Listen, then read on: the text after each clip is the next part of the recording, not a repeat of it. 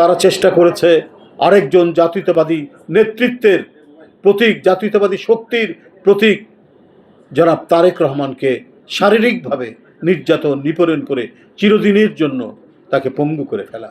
কিন্তু আল্লাহর অশেষ রহমতে তারা আজও আছেন, গোটা জাতিকে নেতৃত্ব দিয়েছেন, সুসংগঠিত করেছেন এবং হাসিনার দুঃসহ দুর্বিষহ তার যে স্বৈর শাসন, সেই শাসনের বিরুদ্ধে গণতান্ত্রিক শক্তির ঐক্য বজায় রেখে তাদেরকে লড়াই সংগ্রামে প্রবৃত্ত করেছেন।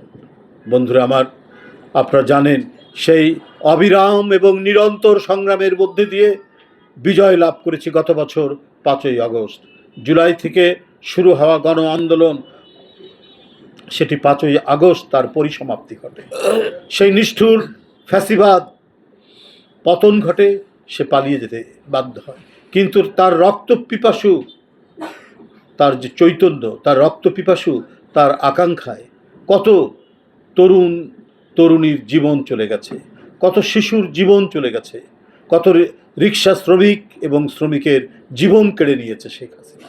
বন্ধুরা জানেন, এই জুলাই থেকে 5ই আগস্ট পর্যন্ত সারা দেশকে সে পরিণত করেছিল এক বদ্ধভূমিতে, যে বদ্ধভূমিতে শেখ হাসিনা তার পেটুয়া বাহিনী, যুবলীগ, ছাত্রলীগ উদ্ধত অস্ত্র উঁচিয়ে গণতন্ত্রকামী মানুষকে নির্মমভাবে রাস্তাঘাটে শহীদ করেছে, হত্যা করেছে এবং তার আইন শৃঙ্খলা বাহিনী তারাও নির্বিচারে হত্যা করেছে। এই রক্তের পিপাসা শেখ হাসিনার মেটেনি। তারপরেও শেষ দিন পর্যন্ত চেষ্টা করেছে এই ধেয়ে আসা জনতার উত্তাল তরঙ্গকে দমিয়ে দেওয়ার জন্য। তিনি চেষ্টা করেছিলেন তার সাজানো আইন শৃঙ্খলা বাহিনীকে দিয়ে এটিকে চূড়ান্তভাবে দমন করার, কিন্তু সেটি তিনি আর সক্ষম হননি।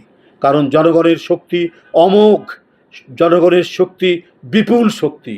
সেই শক্তির কাছে মানুষের বানানো কোনো তৈরি করা অস্ত্র টেকেনি। সম্মিলিত মানুষের বিজয় সর্বত্র হয়েছে, 5ই আগস্ট সেই বিজয় হয়েছে। তাই রান্না